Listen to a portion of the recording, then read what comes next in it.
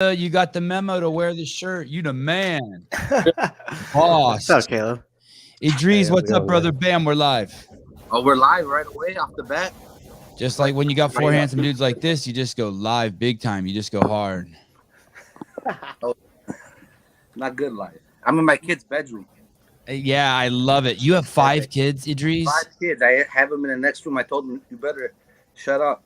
Hey, Take they're them on. they're welcome to come on. I have 3 little boys. I love kids. Kids are the best. That's the whole point of being alive, is making a safe place on planet Earth for kids to grow up and be strong men like you, dude. I agree. I'm trying to convince my wife to have another one. I saw a picture of your family, and do you have that, Mr. Souza or Caleb?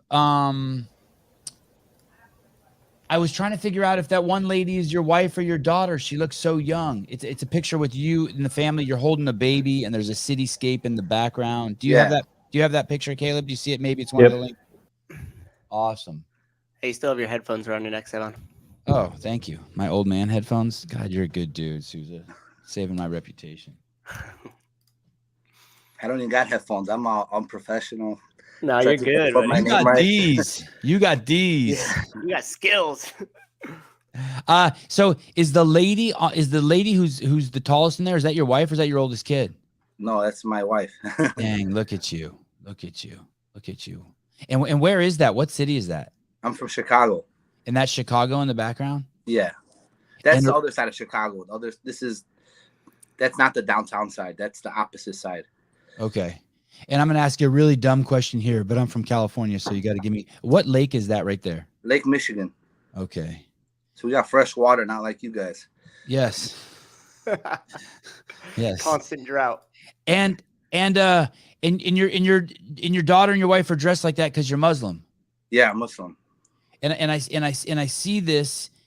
Whoever among you sees an evil action, let him change it with his hand by taking action. If he cannot, then with his tongue by speaking out. If he cannot, then his heart by hating it and feeling it that it is wrong. Exactly. Because of my faith and years Prophet of training Muhammad said jiu-jitsu is why I stepped in so no one gets hurt. I'm sorry, I interrupted you. What did you say? So Prophet Muhammad, it's one of the hadiths. That's what he said. If you see evil action, as a man, step in and stop it with your hand. And if you can't stop it with your hand, then physically say something with your tongue. What does that mean? Sometimes I used to be a club promoter back in the day, and sometimes just yelling, the cops are coming, or stuff like this will stop fights and break stuff up. Or some people might run, and if you can't do either because you're older or whatever the case is, at least hate it with your heart. Know that it's wrong. And when you were born Muslim? Yes, you could say that, but until I was like 20 years old, I didn't really start really getting into it because I was raised in Chicago, and I was like, maybe Christianity, maybe Catholicism. I don't know. I was just like, there's a God. And then as I started getting older, I started realizing, like, man, I'm going to die. So I started searching. I didn't want to inherit my religion. Most people inherit their religion from their family or their father. So if America got conquered by Buddhist, we could probably 200 years ago we might have been Buddhist. So you can't inherit your religion. You have to search it out. What attracted you to being Muslim over Catholicism or being a Christian? What attracted you to it? The oneness of God. Believing in God alone. Don't worship. Worshiping the Creator, not His creation. Like, we love Jesus, for example, but Jesus was a man. He never claimed to be a God. He even when they asked him, "Hey, Israel, what's the most important?" They asked Jesus, "What's the most important commandment of them all?" He said, "Hear, O Israel, your Lord, my Lord, is one." So every prophet before Jesus, they all pointed one God. Even Jesus prayed like the Muslims. And for me, what really hit me to nail it down was when I found out Abraham had 2 sons, Ishmael and Isaac. So one son went to the left, for example, being Jesus with Moses and Jesus and all them. And one son went to it doesn't matter what, left or right, but one son went to the other side, and he built the first house of worship, which you see the Mecca. And he preached God. The other one preached God. Muhammad came as a final messenger to put all the pieces together. And Muhammad and Jesus are actually cousins from the same grandfather, Abraham. And when I started hearing more of the story, and like, I believe God loves both of his kids. Abraham. I'm sorry, Abraham loves both of his kids. So the first kid that was supposed to get crucified was from his second wife. And when he passed that ultimate test, when he was supposed to kill the kid, God gave him a sheep. And when he passed that ultimate test, God said, I have good news. Your wife that was old, that couldn't have a kid, she's also going to have a kid, and all prophethood is going to come from your bloodline. Get circumcised. And Muslims, we still follow all those traditions. And it's the most important thing is the oneness of God. Worship God, not his creation. People worship money, women, cars, everything but God. And you can say worshiping Jesus. Jesus never claimed to be worship. Even the word Christianity Jesus never heard of the word Christianity. It came like 300 or 400 years after he went. So all those little things, it's a very beautiful religion. If you want more information on that, my cousin has like a big podcast or TV show with millions of followers. It's called thedeanshow.com. And The Dean, DEAN. Yeah, THDEENSHOW.com. And Muslims are very, we're conservative. People don't realize how beautiful religion and structure it has. It gives you guidance. What kind of God would he be if he didn't give you structure and how to make it to him? And a lot of people, we're out here living life blindly. Don't listen to the media crap that they lie about Islam so much. I don't know if you guys know who Khabib is. There's a great picture. There's a great picture of the two of you on your Instagram, I found. Oh, Khabib. Yeah. I met Khabib a few times. I met him before he made big, and I made it after. So Khabib is another role model of mine, but he's also like an example of Islam, being good character, being a good person. Did you learn all that from reading the Quran? Sorry to interrupt. About the relationship between Jesus and Muhammad. I had no idea they were related. Yeah, so that's what us Muslims are telling you. We say, this is the way I put it in a nutshell. If you looked at all the religions and there were six videos, let's say it was a movie and it was six series to find out the ending. Christianity being series video number 5, or like the movie plot, the 6 is Prophet Muhammad completing God's mission to us. And a lot of stuff is misunderstood. And my cousin, how about the Mormons? Are they number 7? Didn't they have some dude come? So no, yeah, I heard about the Mormons. Didn't they have Joseph Smith come like 100 years ago or something? Yeah, that's the thing about Islam. It said the Shahada is very simple. It says Ashhadu an la ilaha illallah Muhammadur Rasul. It means worship only God's only one, worship God alone, and Muhammad is the final messenger. So when we don't get baptized or anything, so by Muhammad being the seal of the prophethood, you're basically saying that you believe in Jesus, Moses, Abraham, Noah, all the prophets. If any man comes after Muhammad claiming to be a god or a messenger or anything, we know it's false. Even if you were to levitate and do magic tricks, it's false, because God says, I've completed my journey. Even in the Quran, in the first page, it says, I have your religion is Islam. It's the only book that actually tells you and if you practice it, you are to be a Muslim. A Muslim is a very simple word. Like, you can't just claim to be Muslim. You have to try to be a Muslim. Muslim is someone that's you have to submit to God's will. So it's a very, very deep religion. The more you look at it, I'm not an expert by any means. I might mess. But you're passionate about it. You sure are passionate about it. I think it gives me some kind, because I could die any minute. My dad died when I was a kid. So yeah. And you were 2 when your dad passed. No, I was 7 when my dad went to the hospital, and then he died while he was in the hospital. And I had to have a kid growing up in Chicago on the streets. Where were you born? What country were you born in? I was born in Bosnia, but I came here when I was like 2 years old. And did you speak? Is Arabic your first language? No, I speak. I'm Bosnian. I'm European. Oh, I thought I heard you speaking Arabic just now. Oh, because every Muslim learns, you learn Arabic, because that's what unifies us. So anywhere I go in the world, if I go to Mexico, the biggest Muslim population is Indonesian. I don't know how to speak Indonesian or whatever it is called.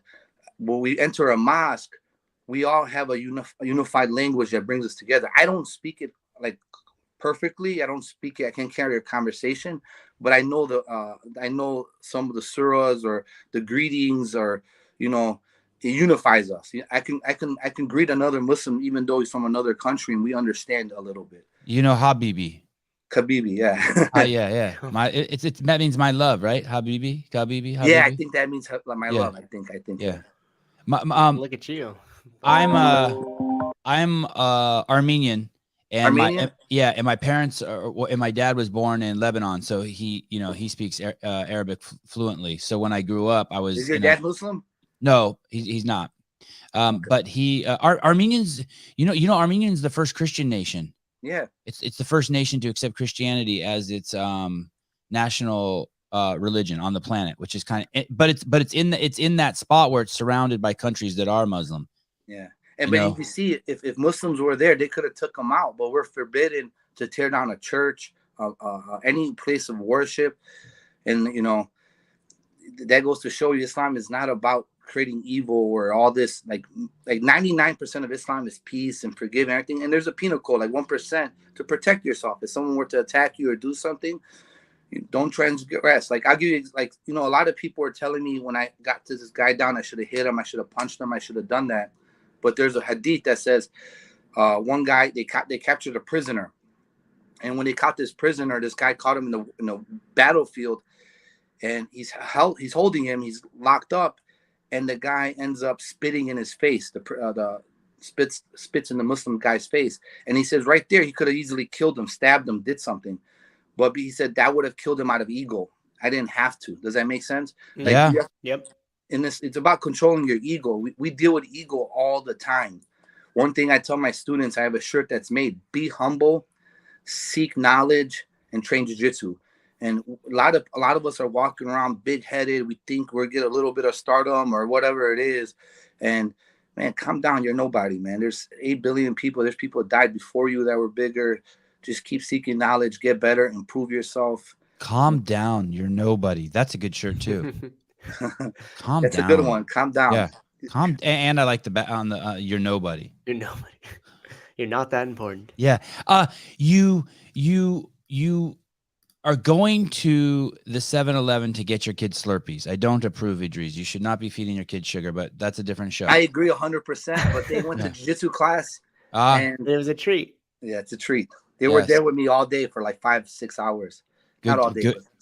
And I do respect that. My kids do not go to school. They're homeschooled, and they spend their days skateboarding, doing jiu-jitsu, and playing tennis and surfing, just non-stop. Yeah, and man, jiu-jitsu. We tried homeschooling, but my wife went crazy. My kids didn't listen. Yeah. You can't leave them too. No one can be with the kids for more than an hour alone, or one of the kids will die. So I got 1 hour with you guys. I always tell, then we trade off. I always tell my wife whenever she comes in the room and does something with the kids, I'm like, oh, you don't even know, you just saved some kid's life. She's like, what? Man, you have 3 boys and 2 girls? 4 boys, 1 girl. Yeah, man. My girl's the oldest. Boys are a handful. Yeah, I heard they're hard in the beginning and easier in the future. And the girls are easy right now and harder as they get to puberty. Mm-hmm. Even I've heard that too. Even the best boys, you leave them alone, like you come back, like they took the refrigerator apart. Oh man, you're just like, what did you do that for? Like, why not? You're like, what? You can't make this stuff up, man. No, they're basically monkeys. So you're going to the store to pick up. You're going to a 7-Eleven to get Slurpees. And could you give me the details of that? Like where you park, when you notice stuff, are you on the phone? Can you just walk me through the story? So I park right in front of the 7-Eleven. And as I'm getting in, I saw the camera. And this is nighttime. Like 10 o'clock, I think. Okay. And as I'm getting Slurpees, I'm looking, they don't have straws. So I'm walking around like, hey man, where the straws at? Oh, we don't have any, whatever the case is. And a lady came in complaining about a guy causing havoc in the parking lot. So as I'm there. And you just overhear that, Idriz? Yeah, you're there. Like I'm next to the lady, right? Okay. And I look out, like the part of me, my wife. And is she belligerent and drunk? I know it's 9 at 10, or is she just a normal person? She seemed a little off. She seemed a little off herself. Yeah. But I was looking outside and her girl was acting crazy. And I didn't know if the two knew if the guy knew the girls. and they pretended to like hit each other with the car, and she just kept. And I told the girl like, "Hey man, just get in the car and leave." And she snapped at me. I was like, "Man, I'm gonna mind my business." So yeah. I'm standing inside. My kids are in the car. I'm trying to get the straws. She gets inside, and now she gets like trying to get pepper spray or something. They didn't sell it to her. I don't know if they had any. She gets a windshield wiping fluid that's right in front of the store, and she tosses it on top of my car, and she tries to open it up. I'm like, "Man, get off my car. You're going to damage my car." And then I took her off my car. Wait, why did she attack your car with your kids in Crackhead it? behavior, crackhead. I don't know, man. I think she was trying to open up the bottle and throw it in the guy's face. Okay, The- but okay. the But windshield your wiping car fluid. took a hit. Yeah, okay. So I took her off. She goes, and now as this is happening, I can't exit because they're going in and out. I felt safe for my kids in the car. I'm not going to pull out. They're going to hit my car. And I called the cops. So I called 911. And I'm like, "Hey, man, I got this guy, these girls and these guys are causing problems." I don't know. I keep talking with my hands, but they're causing No, problems. it's fine. I like it. You're a man of hands. It's animated. It's good. And they keep, I'm telling the cops, "Hey, man, this is happening." The operator, and he overhears me talking. He's like, "What are you calling the cops?" I'm like, no, I'm talking to my mom." So I told the guy I'm talking to my mom. And then we hang up, and I'm hanging there, and they're exiting out, and I'm minding my business. And the girls exit one more time. So I'm like, okay, I'm going to wait here. I don't know if they're coming Exit back. the 7-Eleven. They come out of the 7-Eleven. They Okay. come out and they come back in. They come out Okay. and they come back in. So the guy runs up to me and he's like, "What's up, man?" He's like, he starts saying some stuff. He's like, "What are you, Russian?" "No, man, it's a call." And he starts to like flex, like try to like, he does like one of those like trying to punk me. Posturing on you and shit. And then in my training, I tell guys, I take a step back, I put my hands up, and I don't remember even saying too much. I just looked at him in the face and made sure he knew that I was looking at him. And I was like, "Man, everything's good." Or I forgot exactly what I said, but I had my hands up. So then he walks into 7-Eleven, and I'm standing in front, and I'm like, okay, the cops are going to come any minute. I called them. I was like, maybe I could tell them what happened. And he's arguing with the staff, but I don't know what they're arguing about. I find out later that he got kicked out and he stole something, and they wanted to kick him out of the store again. But I didn't know that until I read a news report. And then he probably hangs out there and steals from there all the time. I watched like maybe like 10 of the news reports about the incident, and it sounds like that was his spot to like he just robbed that place. Yeah, on a regular basis. I don't think he was homeless. I was thinking he was work. I think he works, but he just gets drunk and wasted and stuff. So he goes back and forth with them, and then I see him do like a fake swing at the guy, and I didn't do nothing. And in my head, I was like, man, maybe I should grab him and calm him down before he does anything. But I didn't do nothing. I kept my distance. He did an overhand big right over and hits the guy. I see him connect with a fist. This is the employee at 7-Eleven? No, the guy Chris hits the employee in the head. Hits the 7-Eleven employee. When I saw him hit the 7-Eleven employee in the head with an overhand right. And was the employee a woman or a man? He was a man, and it was another girl working by the register. Okay. Yeah, he had long hair. Okay. And he was 19 years old. He's a kid. And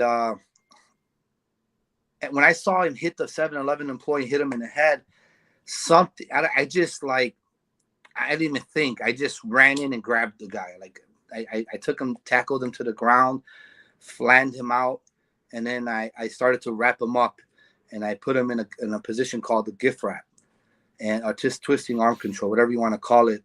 And you're so mellow when you do it too. The whole thing it's crazy how mellow you are. Super calm. Yeah.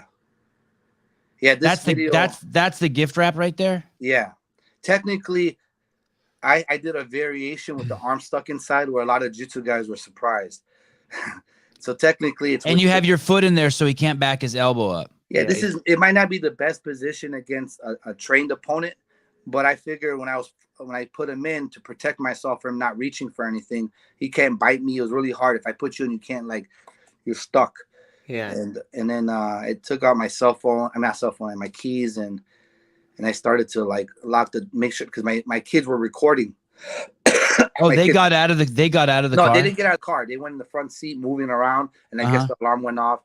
My daughter has a cell phone, and it's so funny. She told me yesterday. Did your kids cry? Did your kids cry? Like your boys? No, it was only my daughter and my older son. So they were chill. Yeah, they were like they didn't know exactly what was happening, but they called my wife. They were talking to her. And so sorry, what were you going to say? You were going to say something. So you got him here like this. And what made you think to turn on your recording, to turn on your FaceTime, not your FaceTime, your Facebook? That's a good question. I taught this move for over 20, not 20 years, but I taught this move for a long time. And I always tell people, like, this is such a good move. You could pull out your cell phone and call the cops, or, record, make sure. And I've been saying it for such a long time that it popped in my head. Man, what if, George Floyd happened? They try to say I killed him. Right. What if he has a heart, like, what if he's on fentanyl right there and he had a heart attack? Exactly. What if he, right before you grabbed him, he got scared and ate his fentanyl? It's so many things were going in my head. Other people. What if he had a gun in his pocket and while you're laying on top of him, his gun went off and killed him? Yeah. Anything could have happened. Yeah. Like, the thing about it is other people recording me and taking pictures, and you don't realize how many people are walking up to the door, like just recording me and taking pictures, and the employees are Snapchatting me or something. So I wanted to protect myself from, because people could cut up stuff. I don't know what's going to happen. The cops might storm in, grab me. And I was even thinking of deleting the video myself when the whole thing was going on. Yeah, the cops could have come in and shot you. Yeah, I don't know what I live in Chicago. They totally could have. Hey, dude, George Floyd was in the back of the car, handcuffed. First of all, I watched all the videos. First of all, when they pulled him over, he reached for his glove box 20 times when they told him not to. They told him to keep his hands on the steering wheel 20 times, and he didn't. If they would have shot him in the car, I would have been like, yeah, they told him not to fucking move, and he kept flinching. Then he's in the fucking back of the cop car screaming, "I can't breathe," and they take him out. But no one ever shows that video. Yeah. See, I made a mistake. I said something to Fox Sports, not Sports, one of the Fox and News. Friends. Yeah. And I said, if cops did what I did, George Floyd would have never. But I thinking back at it, I made a mistake saying that. I meant to try to say, like, cops need better training.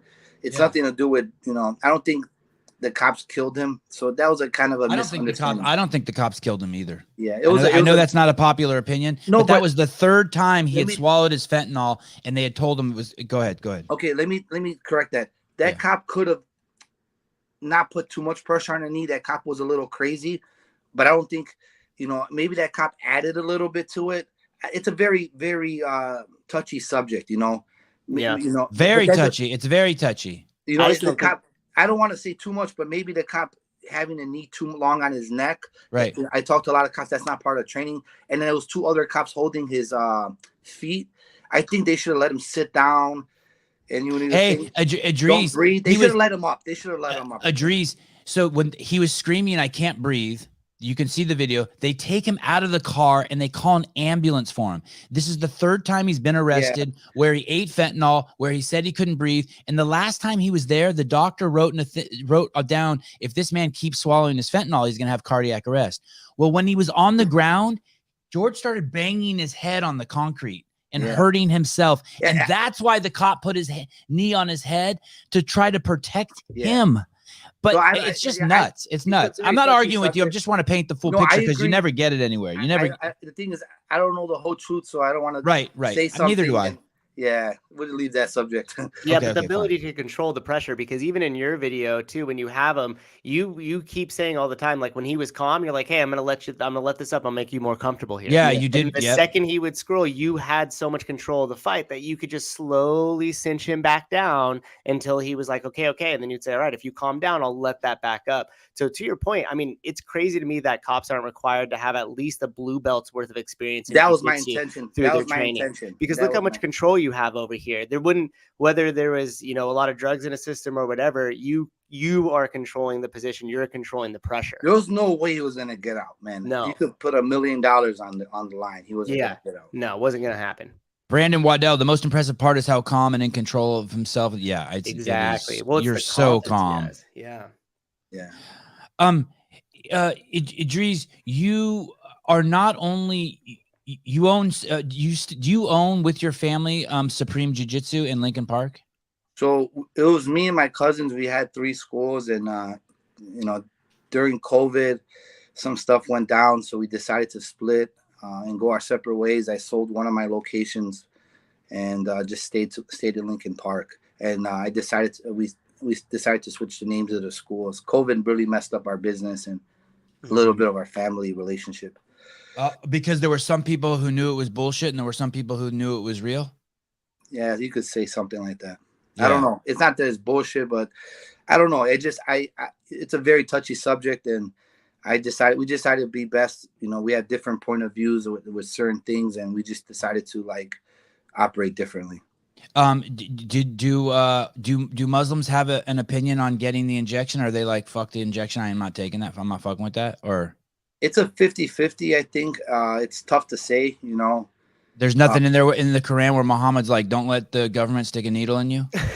The thing is, can you amend that? Can you stick that in there? Page 7. I'm gonna just write this in here. Yeah, that's a whole different world. But you know, I caught COVID, and and then I was like, I'm not gonna get vaccinated after I caught COVID. So I felt, and then later the reports came out that, you know, you don't need to take the vaccine if you got COVID. After I've been telling people, if you got COVID, just like another, I believe COVID has us, you know, we didn't know nothing in the beginning, so stay safe. But when we started to know more about it, come on, man, let's open things up. I trained jiu-jitsu for, you know, how many years? I probably got every disease known to man from rolling on those mats, you know. Mm-hmm. Hey, it was ridiculous. My kids would go to jiu-jitsu, roll around with other kids 3 days a week, sweat dripping in each other's mouths, and then we would leave, and grown men from white belts to black belts, I would see them then afterwards put their masks on. And I would think, you are fucking batshit crazy. My kid is a walking germ. You have boys, you know what they do? Everywhere they go, they just drag their hands along and then shove it in their hands, nose, and mouth, and ears and eyes. And I'm like, well, fuck. Like, I can't do anything to stop that. Yeah. My kids collect germs for a living. That's what they do. Yeah. Yeah. Okay, so we've talked about George Floyd. We've talked about the vaccine. This is good. Well, you want to talk about abortion? You want to just go all every hot abortion is a touchy one. I don't believe in abortion to a certain extent. Like me in neither. Islam, I believe it says I'm not an expert at it, but it's allowed in like the first, I think, if the woman's life's in danger. But just to kill a baby for no reason, you're not allowed to. From my understanding, I got to do more research on the subject. But how many brothers and sisters do you have? I only have one sister. And when you were born in Bosnia, what was your situation like? What would you remember your youth from being born to when you were 7 when you left? So I was born in Bosnia, and then I came here. Was it a rough 7 years? It was no. I was raised in Chicago, so I came here when I was like 2 years old. Oh, 2. Okay, sorry. But I will visit back and forth. It was technically former Yugoslavia. So Yugoslavia split, and the war happened. And when the war happened, Bosnia, Serbia, Croatia, they all went separate ways. You know, part of me kind of wishes that the country never separated. We were stronger together. But you get an idiot politician in there, and you know, shake things up. We know that, yeah. You know, you got the dumbest one of all now in Chicago. I'm gonna blame you for that. Wherever Idriz goes, the dumb fucks. Everyone's trying to take advantage of Idriz. Yeah, holy shit, your mayor's a fuck. Your mayor is batshit crazy everybody too. Hates her. Everybody hates her. I don't even mean that. I'm not even trying to be mean. She needs help. Yeah. She's off her rocker. I met her before she became mayor. She came to the mosque trying to get votes. And as I'm talking, you know, I'm there. I talked to one of the guys there that was like, I think her like third in line or something, or second. And I try to say, hey, look, you know, I know she's running for mayor. You know, I really believe that you guys can add jiu-jitsu to the police department. And he's like, yeah, that's a great idea. Here's my number. Let's make it happen. You know, he was really excited about it. And crickets, you know, I text him. I'll get back to you. I call him. I'll get back to you. And he never put nothing together. I was actually helping one of my students, Jerry Joyce. He was running for mayor of Chicago against her. And as I was talking, he wanted to, he was going to put the police department or help with jiu-jitsu in the police department, but he ended up not winning. He spent a few million of his own money, dollars, to try to become mayor, but he didn't have a chance after, like, politics is a very, very, very deceiving, after I was in that situation trying to help him, I even had a crazy situation when I was trying to help him. I was helping put signs outside, and I was by my old neighborhood. And as I'm putting a sign, a car pulls up to me and starts like throwing gang signs at me. And I'm like, man, I'm not a gangbang. I'm a neutron. I don't gangbang, I'm like, man, I'm 30 some years old, And as I'm putting the signs, he comes back around, and I get in the car, and he pulls out a gun on me. So when he pulled out the gun, he pulls out. It's not the first time I had a gun pulled. I got robbed at gunpoint. I've been chased with guns, back in the day. But he pulls a gun. But this is different now. I have kids. When I got guns pulled out of me back in the day, I didn't have kids. You're younger. You think you're invincible. But when he had pulled out a gun on me, then I was just about to have one of my kids. I think it was my fourth kid, like a month later, and everything's going through my head. So I'm like, okay, maybe I'm just I gun it. So I hit it like 2 blocks, 3 blocks. And, I thought maybe he was going to just, go swerve away like some of the other guys, or scare you and out the neighborhood.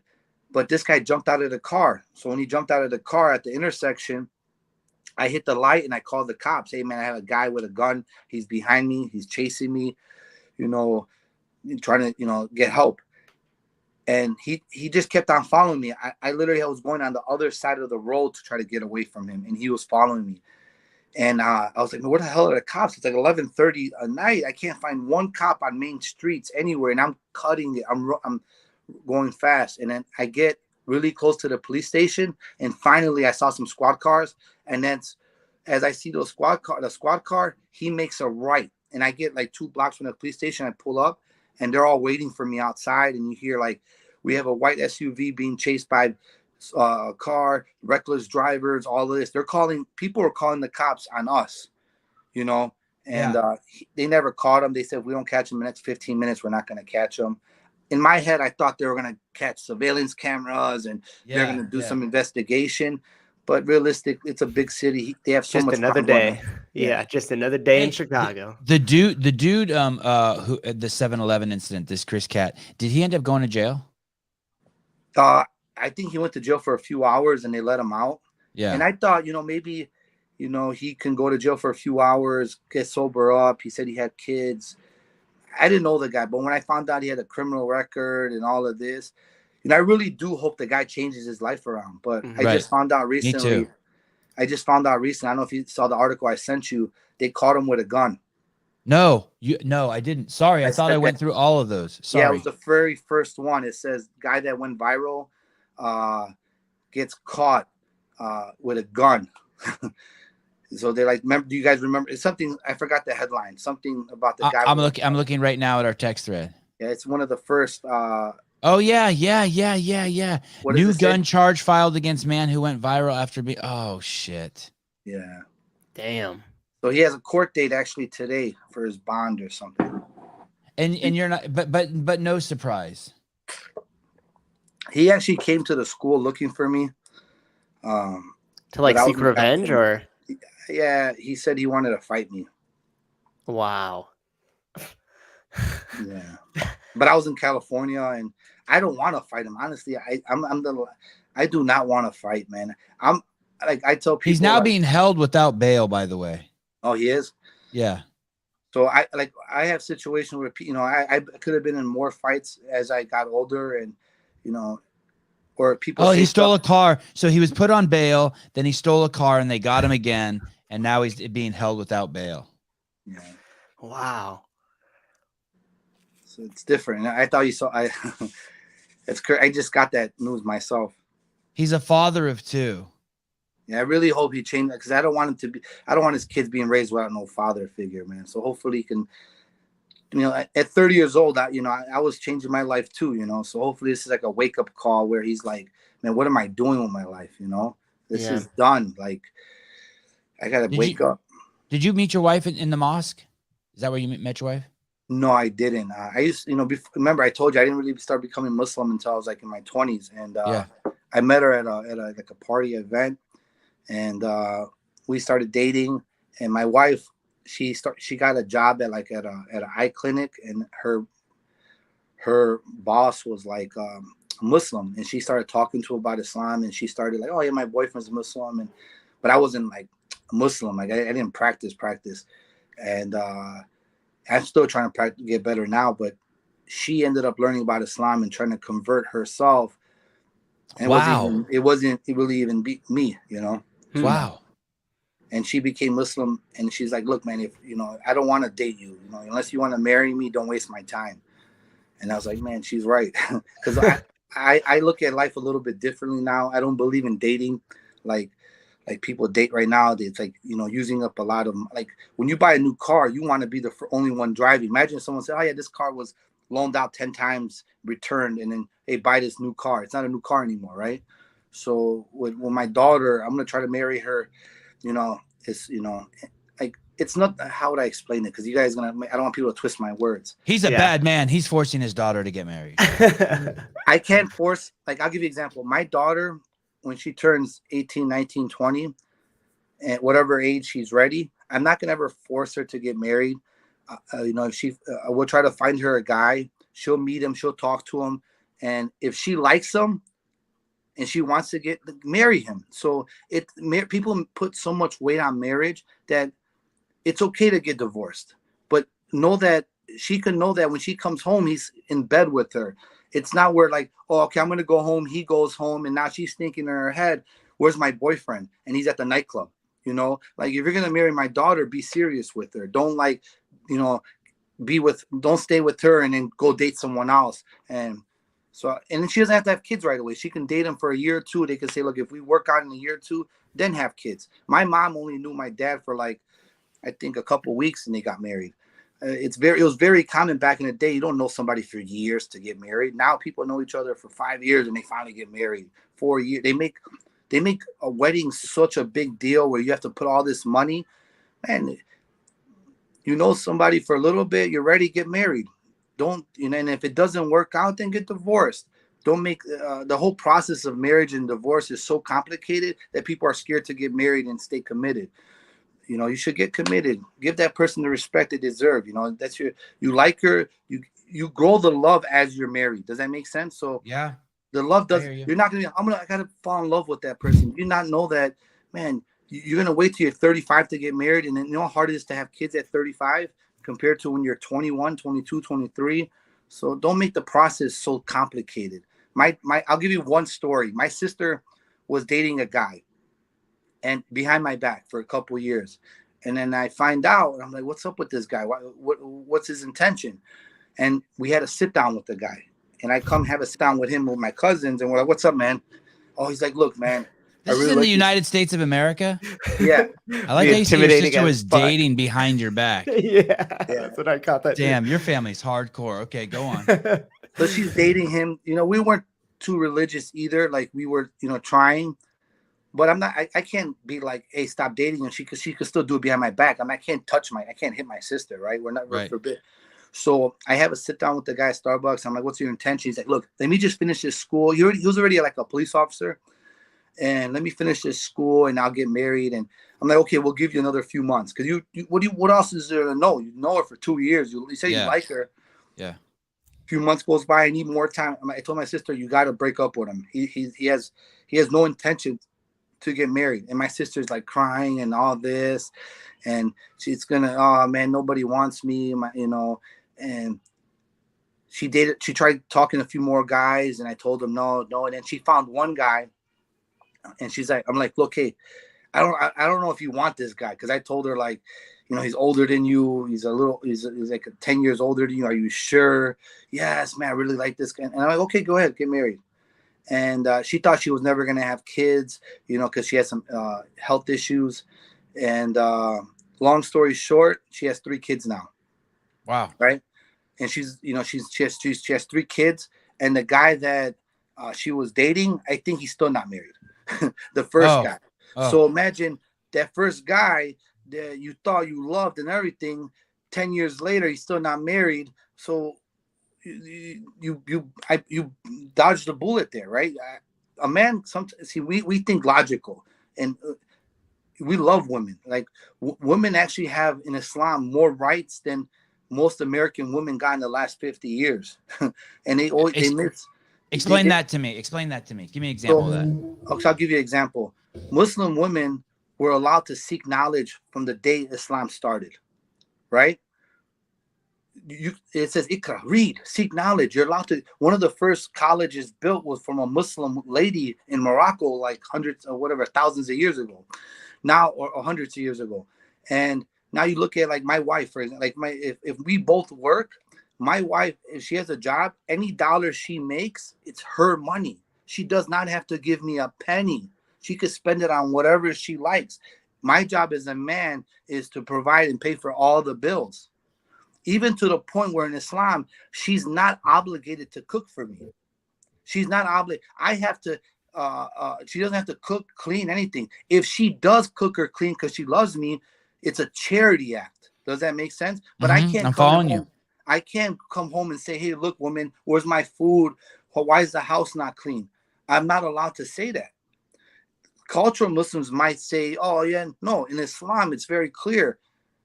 No, she's your woman. You're allowed to sleep with her, and if, you know, she's okay. But other than that, you have to take care of her like a queen. You know, you can't like force her to cook and clean for you. And a lot of people don't realize that. And so when women start to learn about Islam, they're like, wait, Islam's beautiful. You know, like a lot of women accept Islam, and it's not even because of the number one people that are accepting Islam are women. And the rights, the not cooking, the cleaning, you know, that simple thing of seeking education. There was one of the prophet. I'm trying to think right now because I wasn't thinking of having like a religious talk, but but I love. But the fact that women are allowed to seek knowledge, and I told you, like, if my wife makes any money, she can donate it charity. She's not obligated to give me anything, and that's beautiful. You know, like, how do you not see that women have rights in Islam? Yeah, they have to. They should cover up.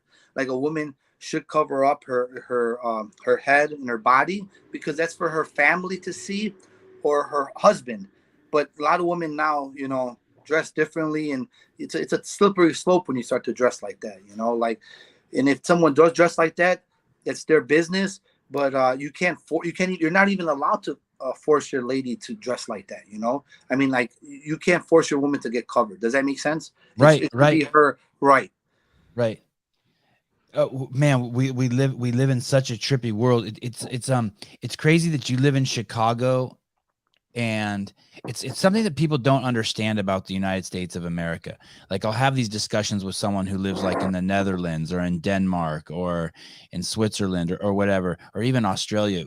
Australia has a huge landmass, but they have so few people, and they don't understand, like, the way you're talking and the way you live your life is like might as well be on the moon compared to how like my neighbors live their life. They don't realize how big this country is, and Exactly. the huge, vast variety of fucking cultures and mindsets. And they don't, and like when people say that this thing's we're not inclusive or a racist country, they're and they're speaking from the outside. They have no fucking idea how much we've fucking brought together. It's like they have a pot full of water and they call it soup. We have a pot full of water with 75 vegetables in it and 35 different animal meats. Mm-hmm. Like, we're not even talking. You don't even know what soup is. You know like, what? You need to shut the fuck up over there, and you don't know. Go ahead. Sorry. You know what's so funny? I went to Florida, right? So I go to Florida. I'm in what was it? I'm in Florida, right? And my aunt lives there. And as I'm there, I see a. And by the way, I want to say one thing before you say that. I would love to have you as a fucking neighbor. So that at the end of the day, so sorry to interrupt. At the end of the day, that's what matters. I have 3 boys. If I could pick a man and a woman and their kids to live next door to me, I would pick Idriz. Why would I pick him? Because he works hard. He's an educator. He has a wife who works hard, and he has kids, and we have the same values. That's all. And I know that if he saw someone come to my house, he would tell me, he would call me, hey, dude, there's someone at your house. Or if I saw someone come to his house, exactly. or if my fruit fruit tree had too many apricots, I would carry a bag to his house. If his tree had too many avocados, he'd carry a bag to my house. I don't care about any of the other stuff.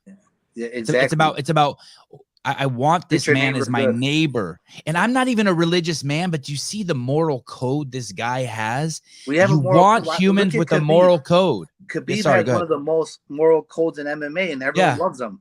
Yeah. And it's because of Islam. But I'll give you an example. I went to Florida. Yeah.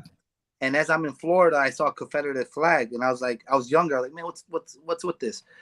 And he's like, yeah, he explained it to me, and I'm like, he sees that I'm Muslim, right? So I'm talking like, yeah, I'm Chicago, I'm Muslim.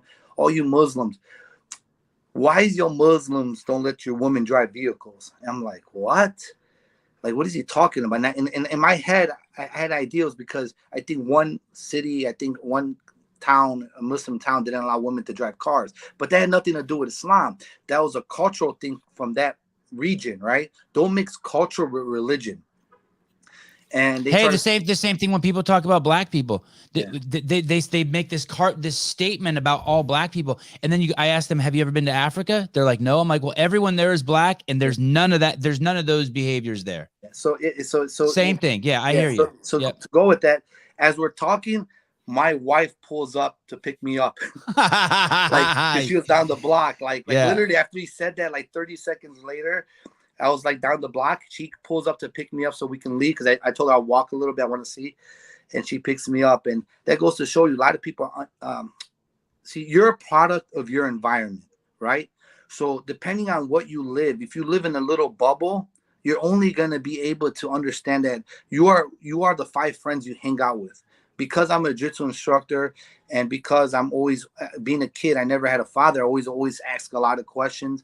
And I do privates with millionaires and I ask questions. I try to figure out all the cultures and you grow from this. But if you, like they said, the kids on the West and South side, I kind of feel sorry for them in Chicago. So Chicago is kind of segregated. And they put a lot of these, not kind of segregated. It is segregated. It is. So they put all the black kids in the West or South side. And it's kind of sad because one of my students, you know, he's a dean. And he's like, some of these kids never left the neighborhood in 10, 15 years.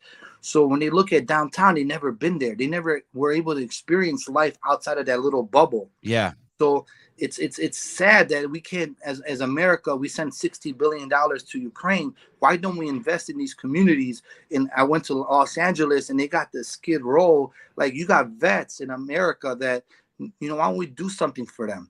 But we're sending so much money, billions out, and politicians when we have our own Americans that we should try to help out and move around and because these kids, I know it is not to have a father, right? So these kids, some of them grow up. It's not their fault that they grow up and now their father is in prison, their mom is something, and now they're growing up on their parents' couch, on their grandmother's couch. Those kids need education, and they can be better than me maybe if they had the right education. I say sometimes I'm lucky that I'm here in Chicago, but there's people that are probably more qualified in other countries that will do a better job than me, but they don't have the opportunity I had. You know, you have people that are, you know, people are saying, I can't make it in America. I'm like, do you understand that the fact that we walk on American soil, we hit the lottery ticket? I don't need to buy a lottery ticket to make it out. I have opportunity here. There is jobs. You might get jobs that you might not particularly like at the moment, but it's a job and work your way up the ladder. Don't just, I want to start at $50 an hour. Man, calm down. Idriz, do you know, I have a theory on why you think the way you think. Because I'm an immigrant. That too for sure. But great moral compass. You spend every day making yourself better, and you work with people who want to make themselves better. So you run a business where people come and they have to work on themselves. There's nothing you can do for them that you teach them how to be accountable. You empower people for a living. I try my best. I could be better. That's so different than the rest of the world. The rest of the world walks around, the entire left walks around with their hand out like this. Yep. They want to know. They want to know. They like most people would have just hidden their. Most people wouldn't even have called the cops. You know that? Most people, if they saw what happened in 7-Eleven, they would have jumped in their car and drove away. Mm-hmm. You called the cops. You helped, and you stayed. You secured the situation. I mean, that it's so we don't live in a world where people want, and they don't realize that. They think people spend their days hurting themselves, shoving their face with junk food instead of going to a jiu-jitsu skill and giving themselves a skill that makes themselves more valuable to other human beings. My boss one time told me, your only value on planet Earth is your value to other human beings. And that's you. You're at the apex of that. Your value to, when you walk into a room, whether anyone knows it or not, your value is like massive, because all of a sudden there's a component of safety. With Idriz not there, it's not there. Yeah. And you prove that. It's so nuts. And you know what? And you may never be rewarded for that. You may be one of the greatest gifts to humanity, men like you, and you'll never be rewarded for that. There'll just be people complaining. Yeah. I want to thank you, and I guarantee you all the people who follow and listen to this podcast want to thank you. We love people like you, especially on behalf of all mothers and fathers out there who have kids. You know, let's say in that 7-Eleven there would have been a mom in there with her 3 little kids. She could duck out to safety while you handled the guy who's intoxicated. Yeah, it's fucking cool, man. Yeah, they're cool as shit. I didn't think, I just acted off instinct. Yeah. I don't know, like, and this is not the first time, you know, like I even remember one time when I was a kid, this kid got cut. I was at a park and I didn't know at the time, I was really young. And I go run and help and put my hand on a cut wound, you know, like the guy had a cut, and I try to cover his hand so he stops bleeding. And my cousin like snapped at me because I didn't know about diseases and AIDS and all this stuff, right? I just saw something. I saw someone in pain and hurt, and I tried to stop it with like pressure, and then I found out, okay, there's AIDS and all this other stuff. But I'm young, right? 10, 11, 12 years old. Right.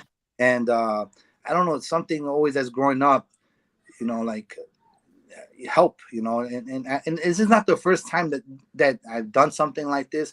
I like the guy you caught in 2019 robbing your car. Yeah, and you let him go. Yeah, I've done that. My sister, someone stole my sister's camera out of her car in Berkeley, California, and I just jumped on my bike and I started doing laps around the neighborhood. And I caught the fucking dude. I caught this guy in my car. And I let him go too, but he had to listen to me talk for a little bit. No, I called the cops. The cops came, but he told me he was 17 at the time. I found out he was 18 later. But I wanted to make it to this place that closed at 3:00 to get food. So I didn't want to like get caught with all this paperwork. Oh, and the place like I got somewhere to be. And I literally made it 1 minute before it turned 3:00 to be able to eat. Oh man, I'm a big guy, you know. The interesting thing between both the people that you had subdued as you were like helping not only, you know, the situation, but everybody around you, is you wanted a positive change for them. So not only were you helping the situation, everything else, but you were actually helping the person who is doing the harm to everybody else. And that's such a unique perspective. I after I caught him, I tried to get him to do jiu-jitsu. He kept on promising me that he'll come. He never came in. I had to sit down with his father and a community leader. And I became friends with him on Instagram, and I noticed that the videos he had with other cars, he deleted those videos. So I don't know if he shifted a little bit. And I told him, like, when I had to sit down with him, I'm like, I lifted my waist. I was like, you see this gun? And I showed him a gun, you know. I'm like, imagine if it was an old lady or someone else. They could have shot you in their car. You know, I'm not saying it would have been right or wrong, but people carry guns. Yeah. Is it worth getting in a car and getting shot? Is it worth getting in a car and, you know, having someone get a heart attack? Don't ruin your life. You're young. You're 18 years old. Wake the hell up, man. Yeah. Small part of me, after everything happened, when I had my knee on belly, I wish I maybe could have smacked him once or twice in the ears to make his ears ring, just to put some fear in him. And I didn't, because I felt like I don't like hitting people, man. I've been in so many fights and I never had to hurt somebody. I like literally got in fights and I just like, the worst I ever did to somebody in a real fight was I choked them to sleep. And when I stopped, you know, some fights, even when I was, I don't know if I had a story when I was 16 years old or 17 at Walgreens. And as I'm in Walgreens, I'm at the head register ringing people up in a person in the front. You were working there. I was working at Walgreens. So as I'm working at Walgreens, a lady screams at register, the cash register, and I see someone reaching and grabbing money out the register. As they're grabbing money at the register, I'm looking, and then they run right past me. So I jump out. There's like where you put the groceries, the bags. I step up and hop over, and I start running towards the door, and I stop for a second. And my manager behind me is like, "Go grab him, grab him." So I run out the store. I'm like 17 years old probably, and then I run in an angle. I also played football at the time. I grab the person, slam him against the wall, and as I slam him and I'm holding the person tight, I also did jiu-jitsu at the time, like 2 years in. I unleveled the jacket and everything. It was a woman. I felt so like, oh man. Wow. It was a lady.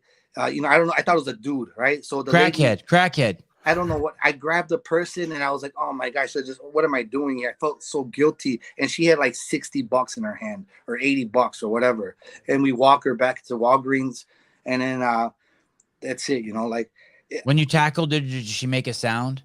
I don't remember, man, but it was such Sorry, a weird. I know you're trying to show compassion, and here I am asking if she This is I think if people train more jiu-jitsu, they can control the level of harm they put on people. Like there's a thermostat. And yeah. For me, being jiu-jitsu and knowing and being in fights and all this, you can literally hurt somebody without throwing strikes. Yeah. And it's such a peaceful way to control a situation.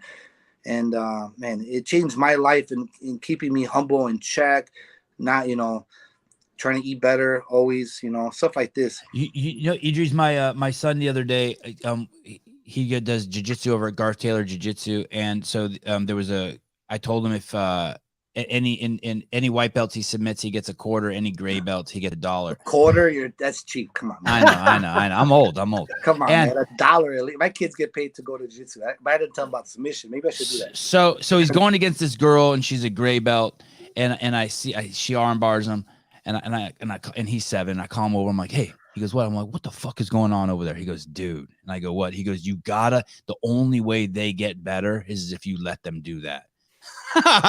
And I was so proud of him. You know what I mean? Like, I'm like, so sense. You can be, I go, so you can beat her. He goes, so easy. He goes, so easy. And I was like, I was so proud of him. Yeah. Because he knows. He's been doing jiu-jitsu 4 to 7 days a week for 3 years. Doesn't miss that shit. That's awesome. Yeah. And what's the secret? How do you get them to do it that much? Because my kids are opposite. Hey, so you know what's interesting, Idriz? So I took him at 3 years old. I took him to the jiu-jitsu center, and the instructor's like, "Hey, we only work with 4-year-olds." And I was like, "Hey, man, my kid's a fucking prodigy." And he goes, "Okay." And so I put my kid out on there, and my kid cried like a fucking baby. So I was like, "Okay, my kid's not a prodigy." So I took him back home. Right? I come back a year later. You know what I mean? I thought my kid was great. He wasn't great. He's just a regular kid. So I took him back a year later, and he's 4. And he tells me, he goes, "Hey, man, I don't want to touch any of those guys out there." And he goes, "And I don't want them touching me." He's 4 and tells me this. And I go, "Hey, dude, I don't blame you. I wouldn't want any of those fucking guys touching me. And you don't have to touch anyone out there."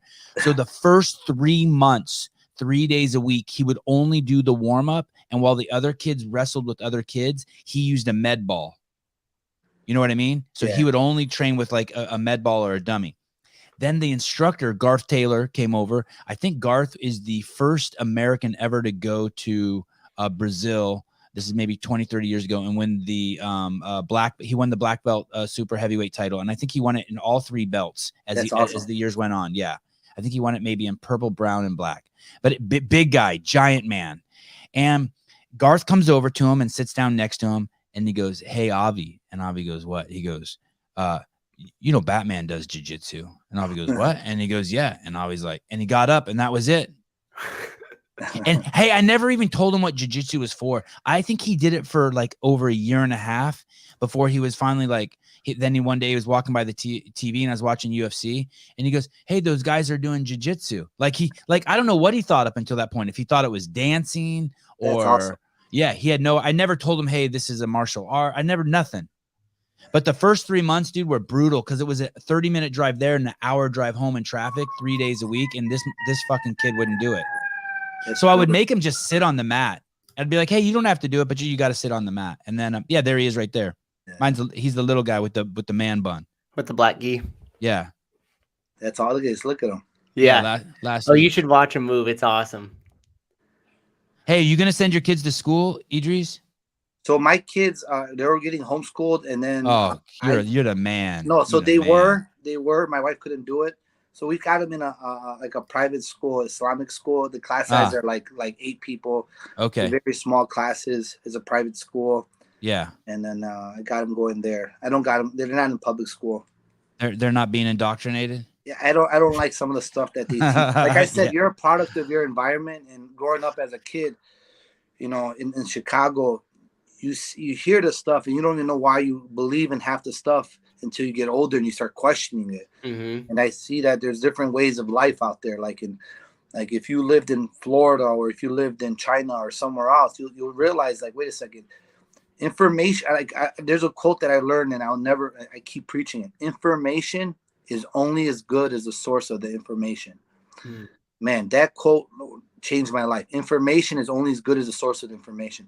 So people are getting information and stuff from people that are not qualified to give you information.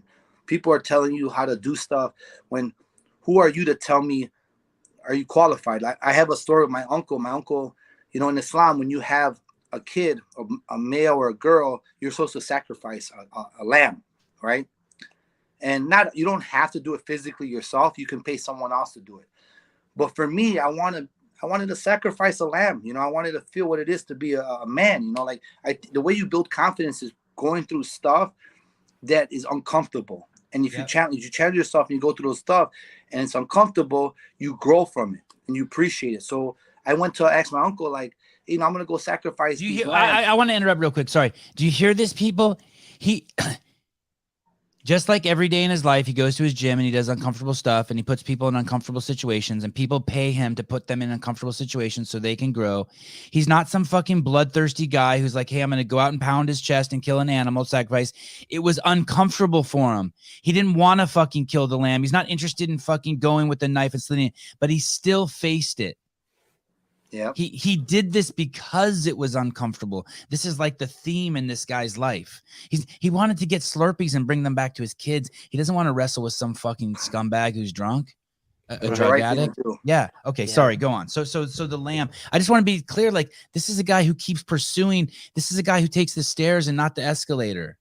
Takes responsibility for everybody around him as well. He's interested in getting the rewards of hard work and putting himself in uncomfortable situations. So lamb. Yeah. So I go to I go talk to my uncle, my older uncle, and I'm like, hey man, you know, I'm about to sacrifice this lamb. And he's like, don't do that. Are you crazy? What's going through your head? Why do you want to just pay someone else to do it? And I'm like, man, when you did it, you know, what happened? And my son. What's up, buddy?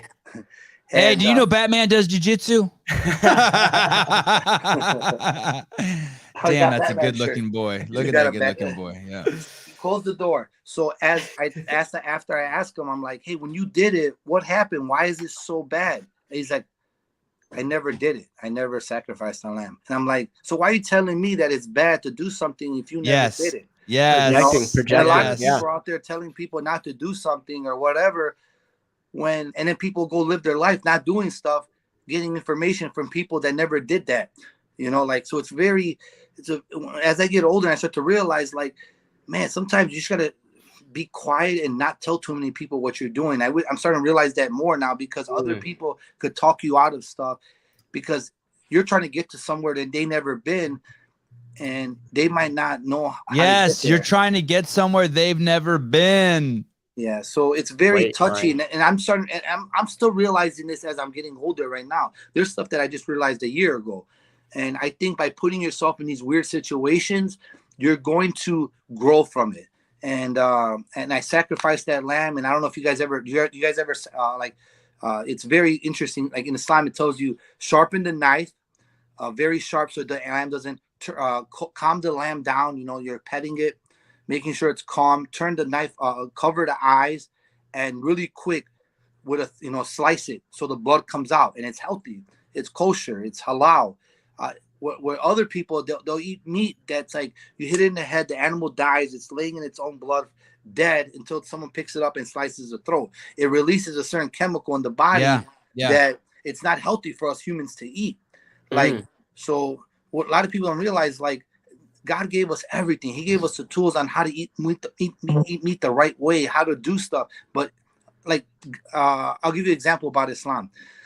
I bought a car, right? And the car I bought, I was so excited to buy the car, and like 1 or 2 months later, I kept on seeing this button like park, and I'm like, man, what does this mean? So I press OK, and the car starts to park itself. Wow. I had this car for a while, and I didn't know that the car does like a self park, Yeah, right? yeah. You didn't read that owner's manual. So that's the problem. No one reads the owner. So in life, we believe the Quran is the owner's manual and the hadiths, but everyone's living life not knowing that. What kind of creator would it be? What kind of God would it be if he didn't give us a book on how to get to him? But nobody's searching for that book, that owner's manual. And when in Islam we say it's the Quran and the Prophet Muhammad's hadiths, right? Hadiths is his life and how he did it and how you should interpret the Quran. See, and that's a whole different subject, but that goes to show you like man, read the owner's manual. Life will be a lot easier in the car, right? Yeah. To go back to that thing about knowing where your information comes, the problem is this too. That can be weaponized. So people think that doctors know about health. Doctors don't know shit about health. Zero. Doctors are trained to, not all doctors, but most doctors that are formally trained only know about sickness. And so you could go to a doctor and you could have an infection and you could say to him, hey, and he gives you antibiotics, and you would say to the doctor, this is a true story. And I say, hey, my dad was in the hospital here for 10 days. You finally found out what his infection is. You're giving him antibiotics, the correct antibiotics. Is there anything he should do with his diet to change his diet in order to strengthen? He goes, no, this has nothing to do with diet. Flash forward 10 years now, or 15 years. The number one defense over everything is these cells we have in our body. They're called NK cells, natural killer cells, and our T cells. They only operate at their highest capacity when you're not eating refined carbohydrates and added sugars. As soon as you eat added sugars and refined carbohydrates, hormones flood the body, insulin, leptin, and those guys can't do their job. Yeah. That's why people like me who fucking have impeccable fucking health and watch everything that they stick into their mouth. I could get COVID 1,000 times. I could drink it. My immune system is a savage. I have no fear. I walk around barefoot. I can touch anything. Because I don't need anything to fuck with my immune system. But doctors don't know this. Because they're taught by Pfizer and their medical books on how to deal with sickness. But I'm not a sick person, so they don't have information on me. And so it's interesting. It's the same thing with that man that you subdued is a very, very, very dangerous man, but not to a 3rd degree black belt in jiu-jitsu. Just like COVID is very dangerous if you're obese. COVID is not dangerous to this 5'5" piece of Armenian steel. It's not. You'll probably like my cousin Eddie, the guy who runs the Dean show. He's really big on this. He's really big. He lives on the farm in Indiana. He grows his own food. He does a lot of stuff. I love Eddie.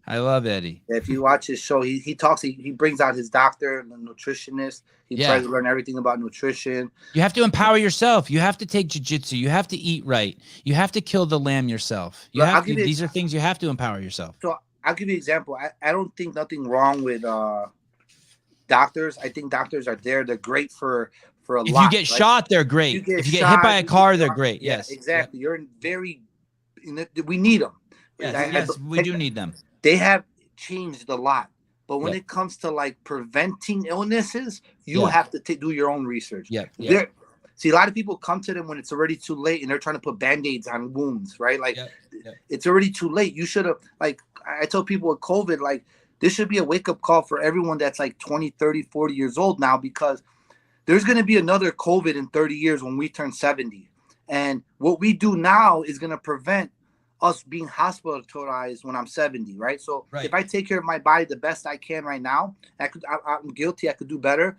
But if I could take care of my body right now at 37, when the next COVID happens when I'm 75, my immune system will be strong enough, not because I was a smoker and I drank alcohol and I did all this stuff and I took care of my body like crap. Now you're like, oh my God, everyone else, man, you should have took care of yourself when you were younger. You know, don't let COVID control your life. We are the author of our book. Like So we have to take care of ourselves right now and train. Even if you don't do jiu-jitsu, I still for my daughter, I'm gonna need the guy to become a blue belt probably before he marries my daughter, or at least like almost a blue well, belt. He can protect her then and he can handle the situation, right? It's not just about protecting, but him growing as a man. Like what kind of man is? Because there's certain challenges when you do jiu-jitsu where it's like it exposes you. So when you play other sports, you can say, "Oh, my teammate sucked," or this or whatever. You can give excuses. But when it comes to wrestling or jiu-jitsu, it's you on those mats. Yes. It's you. You have to. There was an article that said one of the best people to hire are ex-wrestlers because they have an attitude of go, shut up. It's your fault. You can do better. And I agree. If someone's gonna marry because right now, like what I do right now in my life and the stuff I do right now, I can change the bloodline of my future generation. Like a lot of people they copy paste their father, but you want to be better than your father, and whatever your father didn't do right. See, I didn't have a father to teach me, but what's it called? The stuff that I do right now and the seeds I plant in my kids' heads right now, hopefully my bloodline is going to become stronger in the future, right? Hey, And I have a certain thing with my kids. Like I heard one of the imams say when they're under the age of like 6, like 0 to 6, you're kind of a slave to them. You got to kind of change their diapers. You got to wipe them when they go to the bathroom. You still got to help them change their clothes and do all this stuff. But my son, 7 or 8 years old, now they become your slave. So now you got to like do this, do that, teach them discipline, make them strong. And then when they become 13 or 14, when they become teenagers, now you guys got to try to become friends. Don't wait. I believe a person, when they're able to have kids, treat them like a man.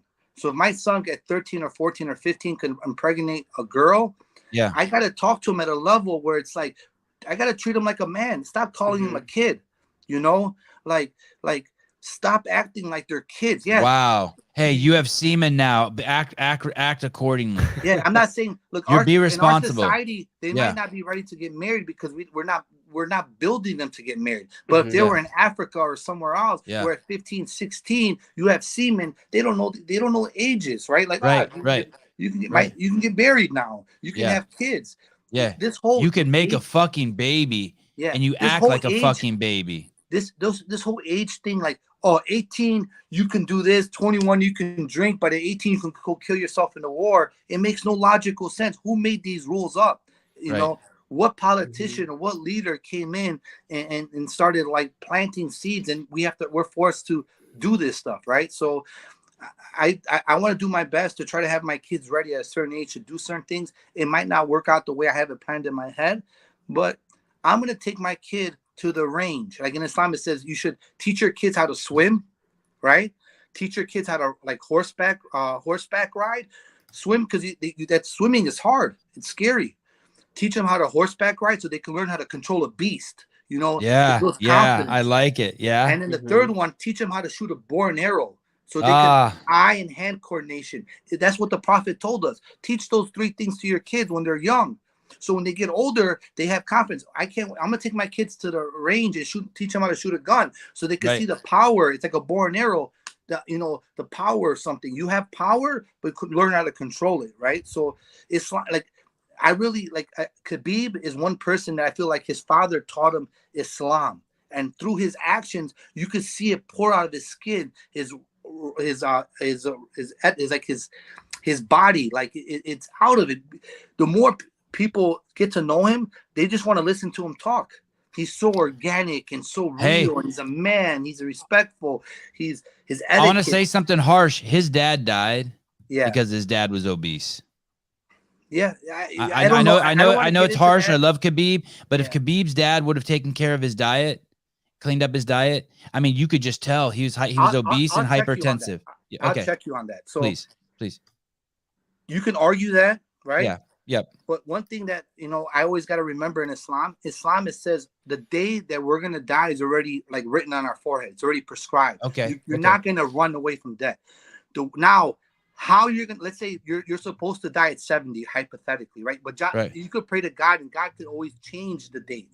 He can like alter it. But what I'm trying to say is this: let's say you took care of your life. Maybe the last 10 years of your life, you got sick and you lived a miserable last 10 years.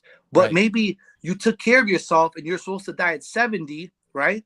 And at 70, you died and you're going to sleep. So whatever the reason is, we believe that God wanted him. And there's people that have heart attacks at like certain ages. And okay, let me ask you this. So you're saying that even if he would have been healthy, maybe he would have been hit by a car that day. Yeah, exactly. When God wants to take your life, it doesn't matter what day. It's already written. Okay, I'm going out and getting a Slurpee right after the show. No. Okay, look. No, let me check that right now. So the thing is, I'm going to a brothel. I'm going to get 20 whores, and I'm fucking eating 3 gallons of ice cream. No. There's a catch to that. What did I say? Sorry. I said if you're supposed to die at 70, you can still catch a disease at 60 and live miserable for 10. You ever see those people? Okay. You're saying if I go to the whorehouse, I might get gonorrhea, and then I'll be miserable until I die when I'm 80. Okay, fuck it. Exactly. Okay. No, we're not going to the whorehouse. Cancel that. We're going to go play tennis instead. Damn. So that's what I'm saying. Like you have all the answers. Like you can still.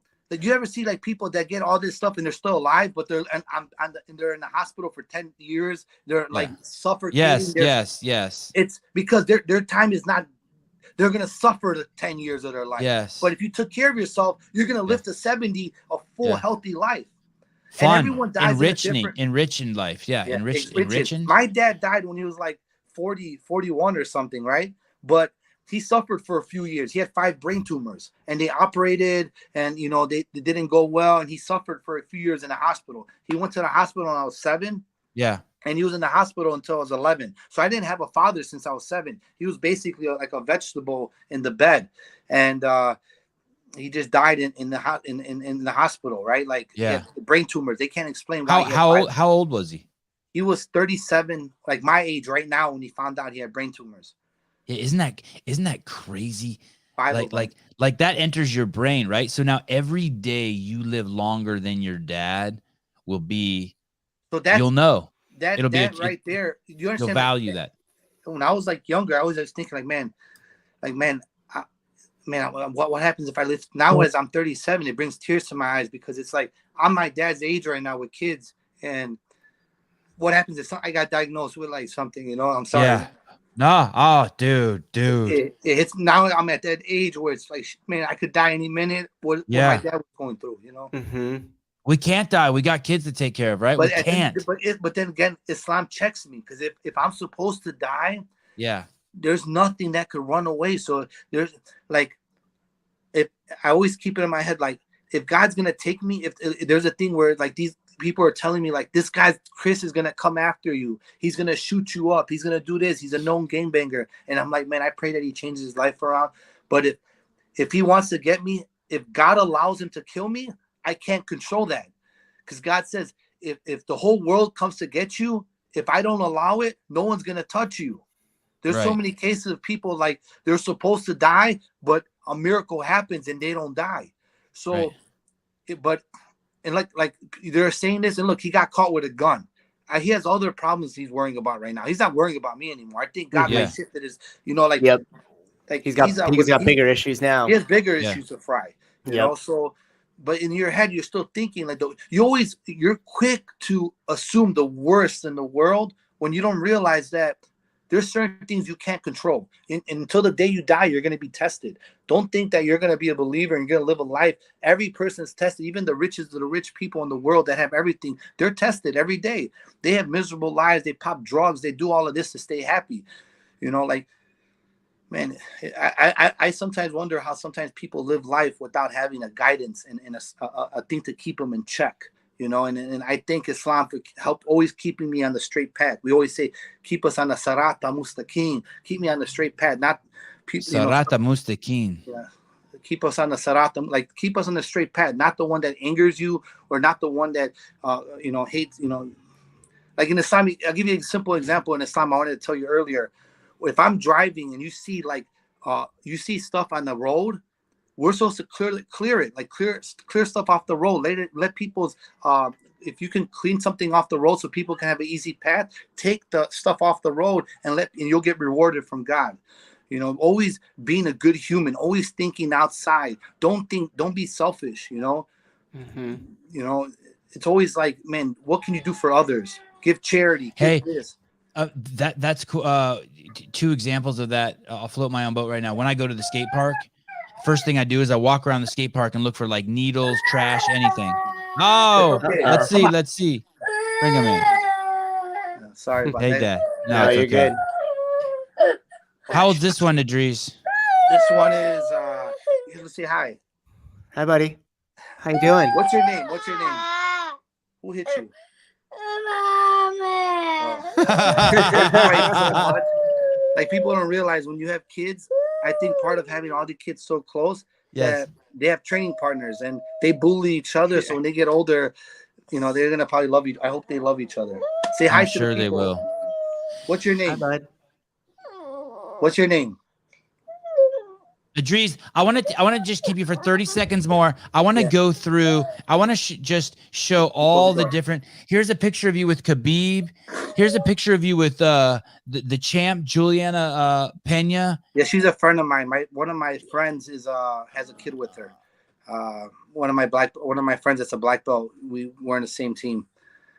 Here's you with Mario Lopez. Yeah. Cool. Here's you with Ben Askren. Yeah. Crazy. Tony Robbins. Dude. Man, he's a great guy. Fedor. Yeah, Fedor. We're about the same size. I think I could take him if he gets a little older. Where is this? Where did you meet him? So I was he came to Bellator in Chicago, and Hoist Gracie, you know who Hoist Gracie is? So he's Hoist Gracie, a friend of mine, and I texted him. He's like, man, I'll get you backstage, all access. And we went to go eat, and he got me to the weigh-ins and everything. I got VIP. Did he speak English at all? Did he speak English? Yeah, not too much. Oh, damn, that sucks. It Man, was kind of weird. That's like crazy that you're with him right there. That's the vibe crazy. there with That's cool. Fedor, like, people don't realize he's probably not good at the moment, but in his prime, people have to judge people on their prime. He was the man. I wish he he's the man. Yeah. Hey, if you have not, just type in this guy's name into YouTube and watch the documentary on him. It's mind-boggling. Dana? Uncle Dana? I met Dana a few times. I got more pictures, but that was a funny one. I was there at the Bulls game, and I saw Dana close to me because I'm like on the second and third row. He's like front, and I go up to him, and I'm like, Dana, and he's like, he looked at me, and I felt like he recognized me because I met him a handful of times in the past, and he's like, no, let him in. You know, he let me in through the front row, and we talked for a little bit and took a picture. That's awesome. God, I love Dana. God, he's such a dude. Yeah, Amanda Nunes. That was when I was cornering a guy in the UFC. So it was so funny how I met her. It was the week after she beat, I think, Ronda Rousey. Uh-huh. I go to Arizona and I'm cornering one guy, Bojan Mohalovic from Serbia, and we get off. And as I'm like getting in the elevator, she comes out, and I'm like, it's Amanda Nunes, you know, like, and we got to know each other. And her wife is Macedonian, so her father speaks our language. So she'll call me over, hey, let's talk, and we speak the same language. That's awesome. Man, the UFC is such a cultural melting pot. R. Kelly, did he have his dick in his pants when you met him? R. Kelly, that was with Hector Lombard. If you see Hector Lombard right there. Oh shit, that is damn. Hector looks good right there. So Hector Lombard was at my school teaching a seminar. So we go downtown and we see R. Kelly, and they let us in. And it was kind of creepy a little bit because I was kind of like a little bit. All these girls are around him, and he had everyone in check. Like he asked the security guard. He's like, I asked the security guard, can you take a picture? And the security guard gave me an attitude.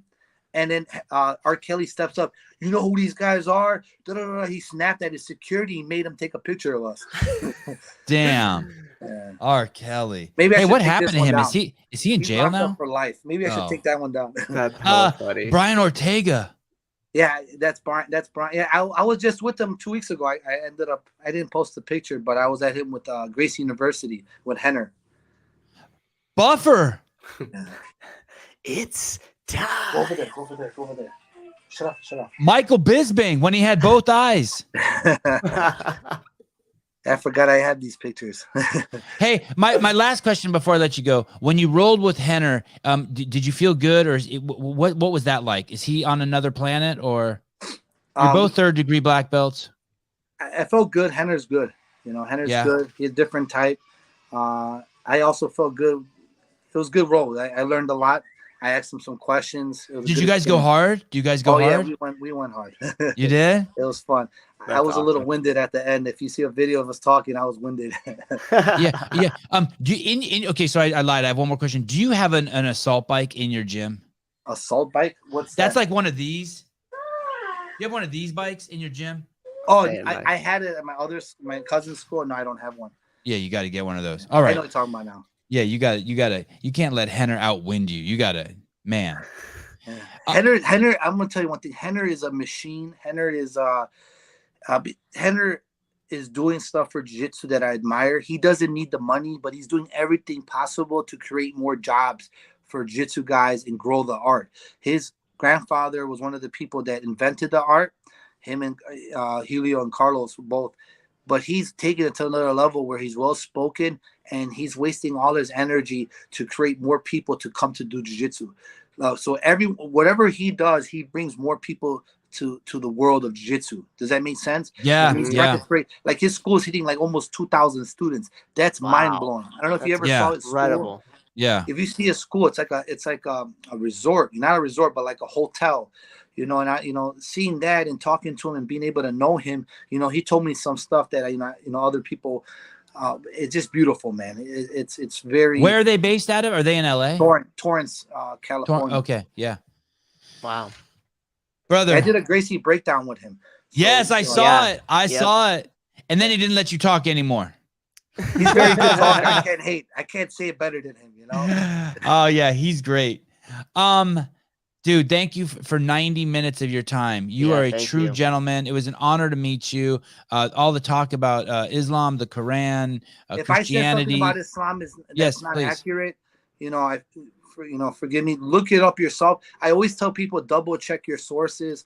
Yeah. I'm not sometimes people, remember, information is only as good as the source. So if you want to learn about Islam, don't ask a Christian about Islam. Go ask someone that's Muslim but as trying to practice or is practicing so they can give you, and then always triple check your sources. Like what I do with my students when I learn a new choke, I go in and I know how to do the choke. And I'll go ask another black belt and he looks at me like crazy. I'm like, hey, man, how do you do this choke? And he's looking at me like, you seriously don't know this choke? No, I want to hear you say it. So that's my life, dude. I ask people questions all the time and people are like, you don't know the answer to that? I'm like, no, I want to hear you say it. I want to hear it again. So what do I That's learn? the story of my life. So I learned one thing. It shows that what I'm doing is right. Second, he might say some words that he might use that might I'm going to steal those words. When I teach class, I'm going to copy those words. Yes. And third, it exposes me for a chance to learn something. Like when you get here, just flick your wrist for a second, stay patient for 2 seconds, and then apply the choke. Don't be quick to apply the choke because sometimes just waiting a second here and there will change your whole game. So that means be humble. Don't think you know everything. Calm your ass down. You don't know everything. Work harder, nobody cares. You ever heard of that? And then we always get overwhelmed. Like, this whole thing happened with me now, and then people are taking selfies with me, and I'm at the airport, they upgraded my seats, and I'm going to Costco, people are recognizing me. You got a free chicken? Like, there's so many things that are happening, and I gotta remember, like, Idriz, man, relax, man. There's other people, you're human, don't get ahead of yourself. Like, even when I was in the situation of controlling the guy, as I was on top, I got to tell myself, I talk to myself, you got this, you're good, everything's fine. You might not hear me saying it, but I positively reinforce myself in my head. I tell people, how do you build confidence? Man, go in the mirror and tell yourself, man, I'm gorgeous. Yes. I can go in front of my class and tell everyone, I don't care what they think, I am good looking. Yes. If I can't physically say it out of my chest, I went to the Tony Robbins seminar because I wanted to get another, I wanted to, I told them, you spent like $1,000. Yes, because he has certain skill sets. I sat for 3-4 days, right? And maybe like 90% of it I didn't need, but that half an hour talk here and that 10-minute talk here, that changed my life.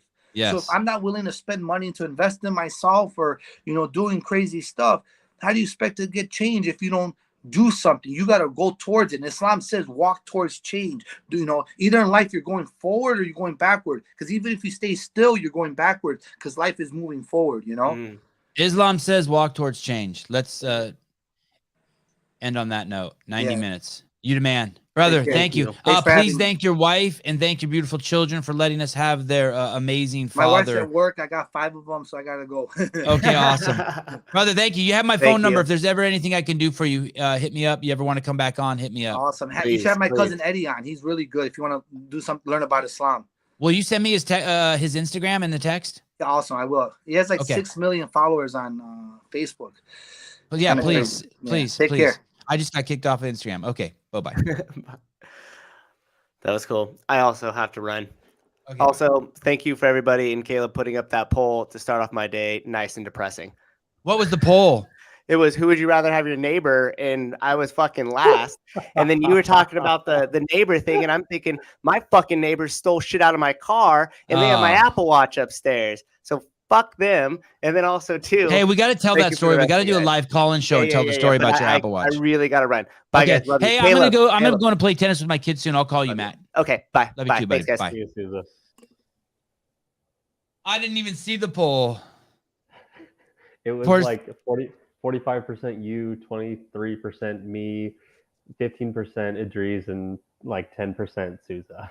Like Souza'd be a great name. Souza throw down too quick. Souza fucking slap someone up if they need it. He's gonna hold his neighbors down and get his Apple Watch back. Yeah, he got it. Well, he got it's interesting. He'll tell the story better than me, but I kind of have this. I'm sure you know how this is, especially since you're such a big dude, Caleb. Your wife doesn't want you getting in shit. At least I think good wives don't. So like someone like throws a rock at your car and you're like, hold on, baby. And you pull over, your wife's like, no, it's cool. And I'm just gonna go over and slap this motherfucker around a little bit. The wives don't I don't think good wives want that. And Susan's wife doesn't want him going up there and slapping that dude around. And a good wife. Yeah, because then you got to live next to him, and then when he's not going to be home, she's going to be tripping that they're going to come over, and yeah. Souza has Matt is chill, but he's got some unchill in him too. I'm telling you, this motherfucker will snap. He got a little bit of hood rat in him. You just saw it a little bit. You just saw it at the end a little bit. Yeah. He got, but yeah, his upbringing was nasty. He got some stories. He not fucking around. Where can you tell us what country you're in? No. Not so much. All right. I cannot. I'm not in the United States. How about that? You're not, and you're not at home. No, I'm not. And could you tell us what time it is where you're at, even, or would that tell us too much? It's 6:30 p.m. here. Okay. All right. That's interesting. All right. I'll go look on a map and triangulate on that shit. Thanks for coming on. Can I mail you stuff? Did we establish that yet? Yeah. Yeah. I can send you the address. I forgot to do that. And how are you on an American military base? Can you say that? Yeah.